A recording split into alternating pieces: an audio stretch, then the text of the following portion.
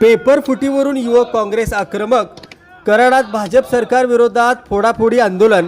राज्यात पेपर फुटी प्रकरणाचे धागेदोरे अद्याप पूर्णपणे समोर आले नसतानाच आता टीईटी परीक्षेचा पेपर फुटल्याची धक्कादायक माहिती समोर आली आहे.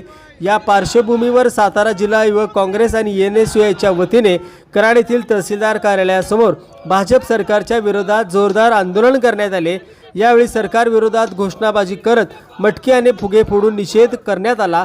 राज्यात वारंवार होत असलेल्या पेपर फुटीमुळे विद्यार्थ्यांमध्ये संतापाचे वातावरण निर्माण झाले आहे. लाखो विद्यार्थी दिवसरात्र अभ्यास करून परीक्षा देत असताना सरकारच्या निष्काळजीपणामुळे विद्यार्थ्यांच्या भविष्याची खेळ सुरू असल्याचा आरोप युवक काँग्रेस आणि एनएसयूआयच्या कार्यकर्त्यांनी केला.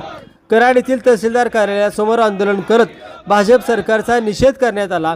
पेपर फुटी बंद करा, विद्यार्थ्यांना न्याय द्या अशा घोषणांनी परिसर दणाणून गेला.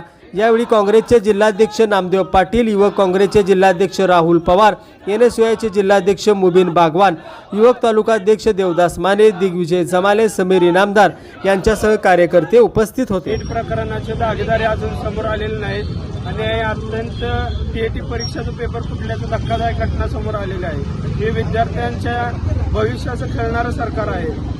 राज्यातील लाखो विद्यार्थी रात्र दिवस अभ्यास करून परीक्षा देतात, पण या सरकारच्या अपयशामुळे आणि निष्काळजीपणामुळे